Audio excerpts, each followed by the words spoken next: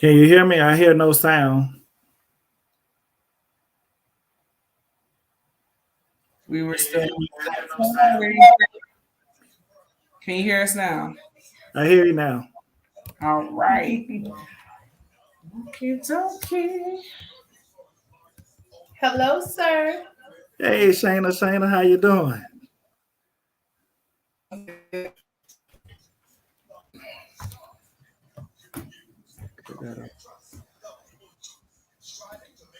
I'm trying to pull up his questions. Okay. These are his questions. Okay. So today we welcome Dr. Jerome Mosley, founder and president of Bridge Builders United, here to discuss their impact on the community. Our producers are standing by to take your call.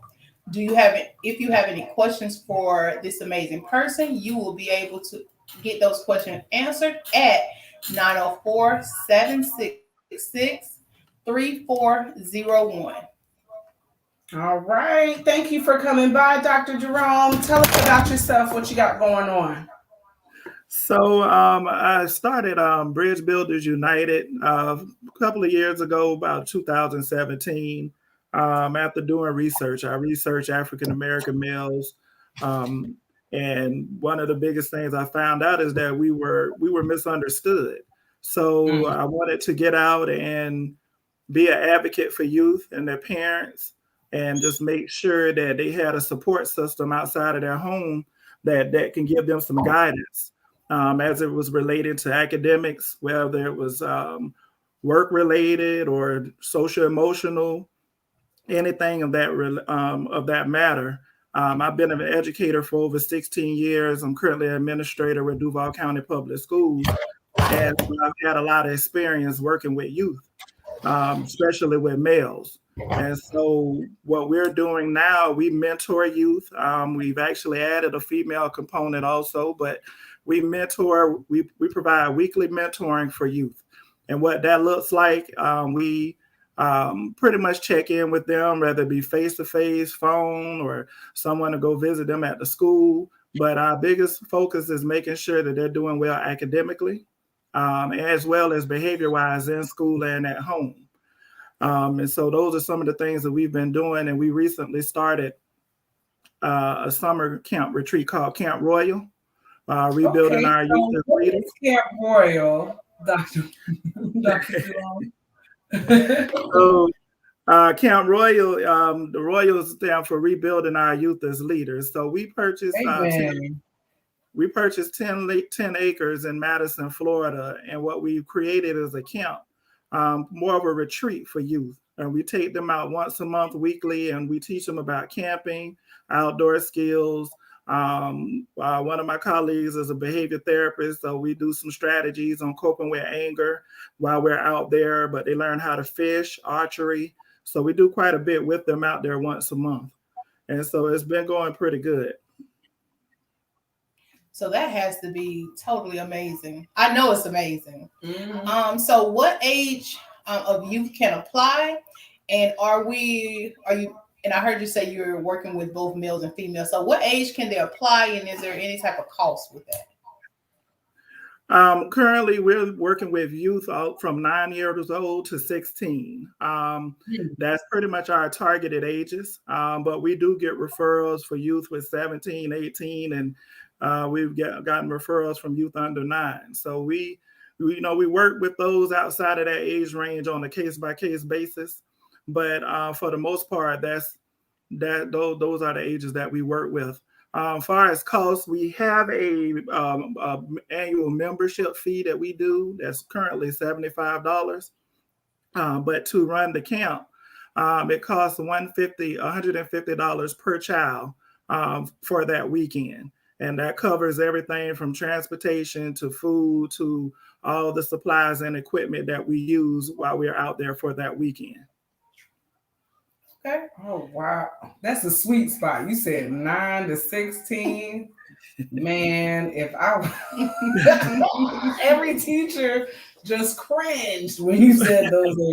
I would rather do the younger ones, you know what I'm saying? Because they kind of sweet, or the older ones because they on their way out. Y'all said, nah, we're going to go right in the middle, right in that sweet spot, 9 to 16, right when they start smelling themselves. Isn't Most that definitely. wonderful?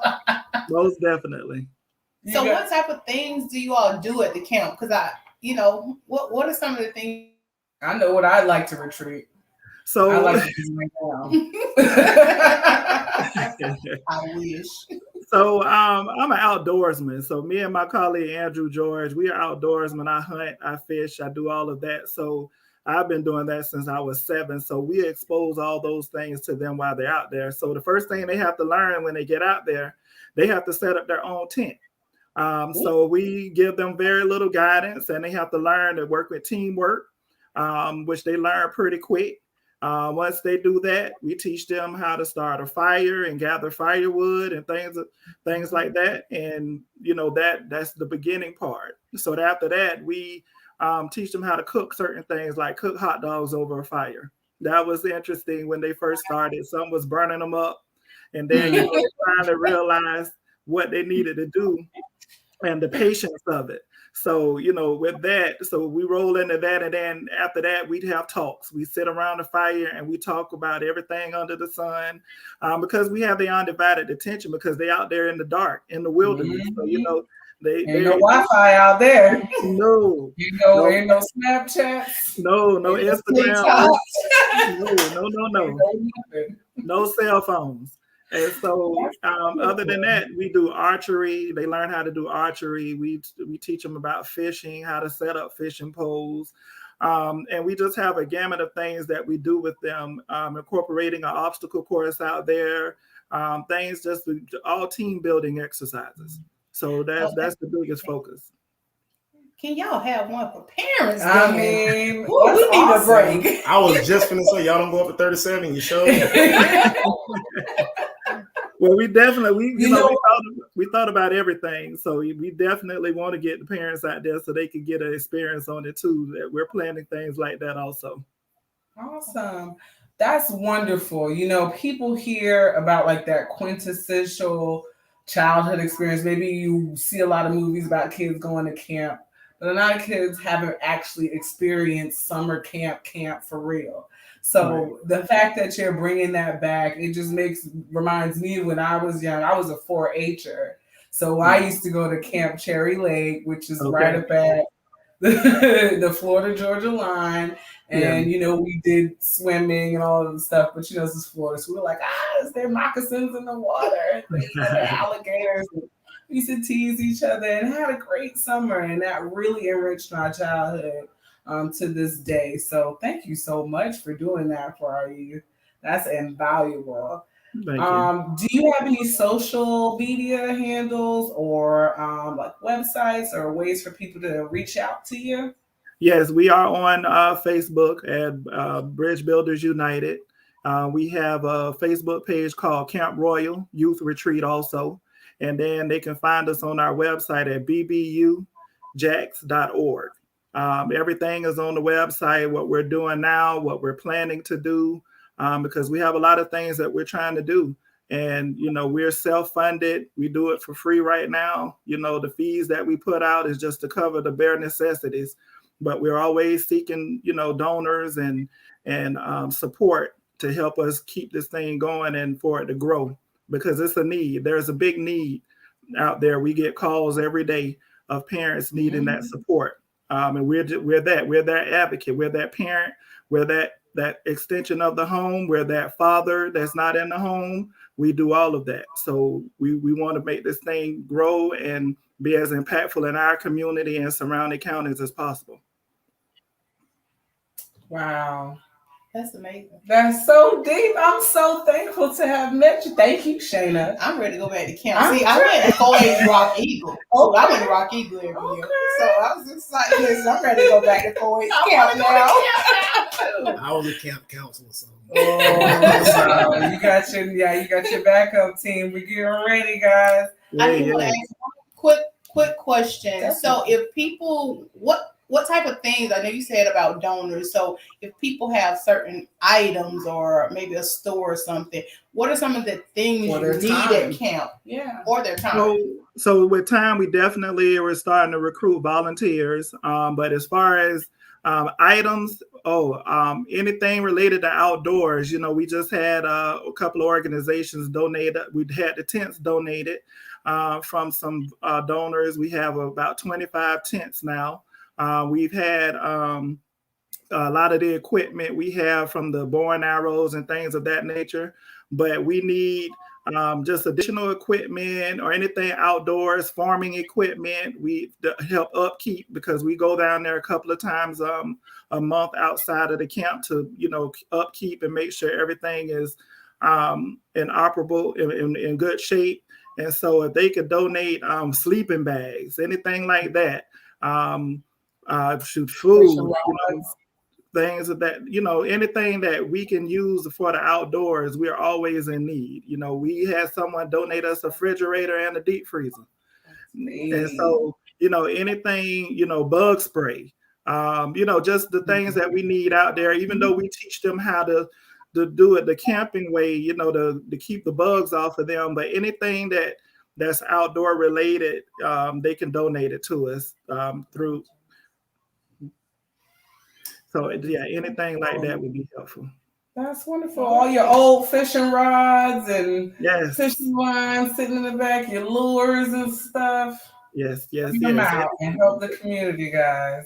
Yes, ma'am. Well, thank you so much, Dr. Jerome. We thank Dr. Shana for bringing you on. And we wish you all the best, guys. Please look out for the group on Facebook. It's Bridge Builders United. Thank you. Thank you. Thank you. And we have been the Impact Radio Show. We'll see you after the break.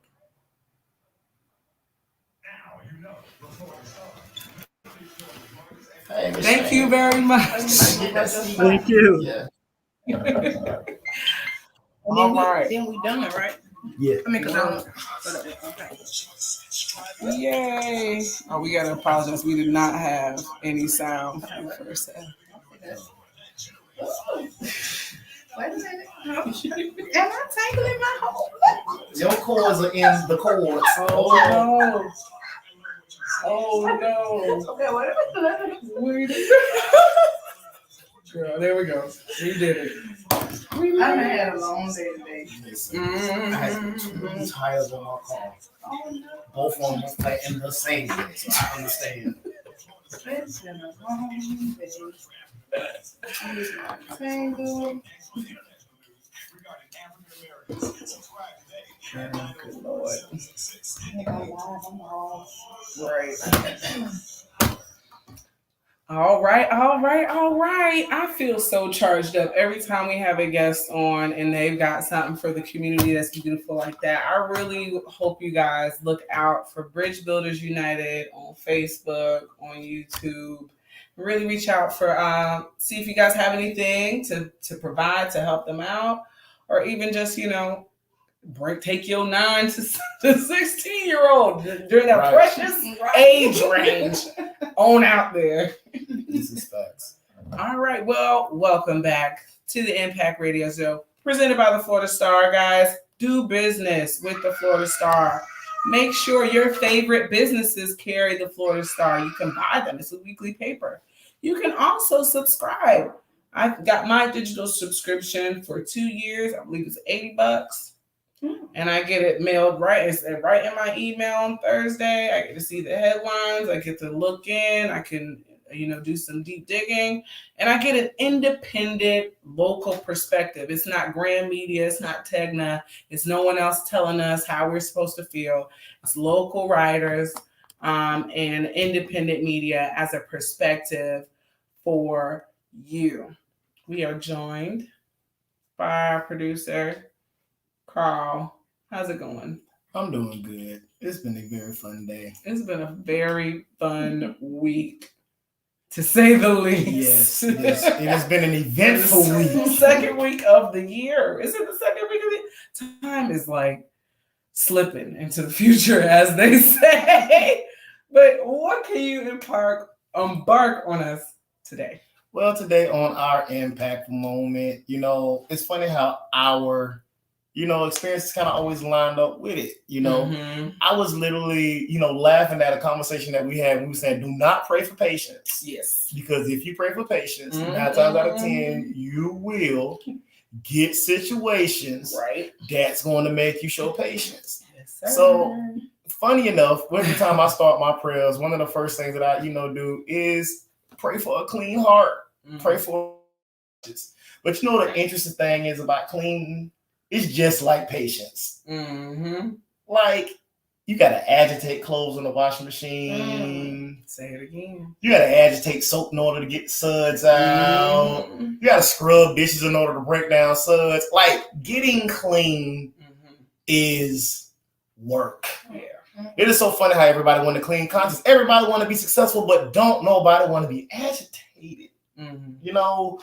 And it's those things that agitate you that make you want to get those cruddy, spaces out the way. Because the thing about agitation is that it exposes just how dirty you are.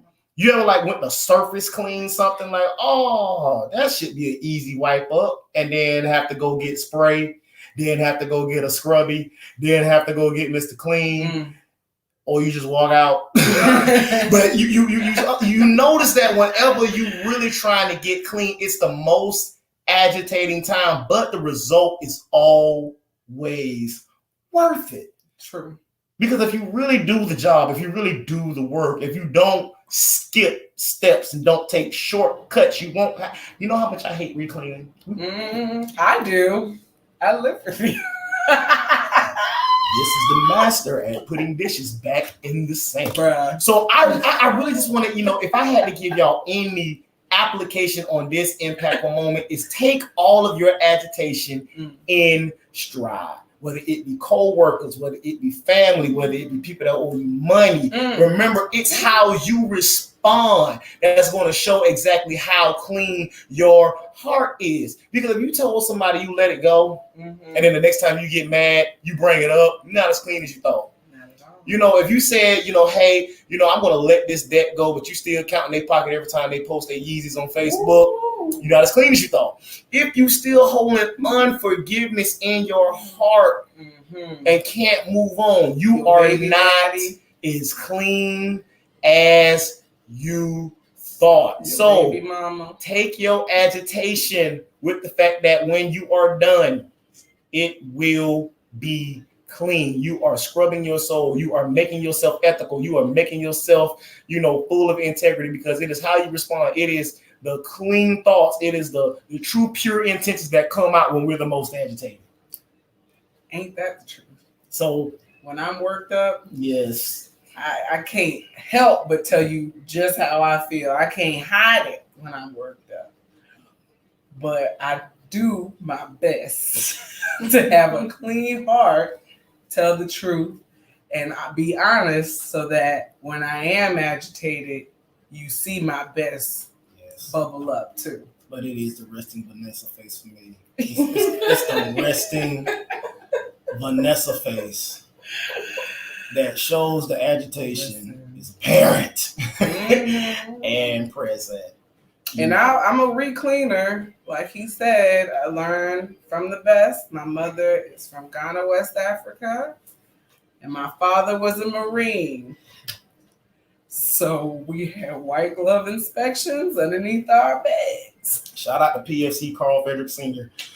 So to be honest with you, I feel for my children and their future, but it will set them up to be clean, to have a cleaner perspective. And that's really what I want from them. It's not about how clean it is and making you do it. It's about the discipline, and it's about the result. And the great thing about it is agitation isn't always negative. Agitation can be somebody pushing you to be your best. They're going to get on your nerves, but you're going to appreciate the encouragement. Agitation can literally be a partner that won't let you sleep in. You know, you could use them extra 30 minutes, but you are agitating good work ethic out of it. Sometimes agitating is the best thing that can happen because you ever leave clothes overnight and they get a smell, that's because they've been sitting too long. They got to be agitated. You just can't throw clothes in a washing machine and they wash themselves. Something got to get in there and stir it up. So whether it's a bad situation or a good situation. Or the Holy Spirit. Or the whole, listen, the best agitator. Ain't it funny, since you said it, ain't it funny? How one of the things that stain the most gets you the most clean? What is that? Blood, you know? You try to clean, blood with bleach, is still there. You try to clean, blood with soap and water. It don't even change the color of the surface that the blood is on. But I'm on from my girl Sean Payson, God's chemical laboratory of redemption. Yes. When that brown cow ate that green grass and gave us white milk, Jesus Christ got on that black cross, shed his red blood, and cleaned our souls white as snow. You talking about some agitating. Being in that garden, knowing your purpose and still saying, God, if it's your will, let this cup pass, but if not, I'm going to drink it. Drink the cup. Don't drink the cup. Just drink the cup. Agitation is here to make you clean. Whether it is positive or negative, get clean, my people. This has been your impact moment. We went to church. We have to go to church. This is where Christ gets lifted, guys. So real quick, go ahead and shout out your socials. This is Dr. Shayna Carter, and I am on Facebook, Twitter, TikTok, Instagram. And you can mostly find me at Crumpin' for Success or Rockin' Waffle Cafe at all those handles. And where are you guys located for the cafe? We are at 659 Gulf Air Boulevard, across from Brentwood Elementary. Listen, come get some great food. All right, guys, find me at do_and_talk on most social media platforms. Yes, and I am your African gentleman on Facebook and African_gentleman13 on Instagram. This has been your Impact Radio Show. Presented by the Florida Star. Thanks, Opio. Love you guys. Love you guys. See you next week. Happy Thursday.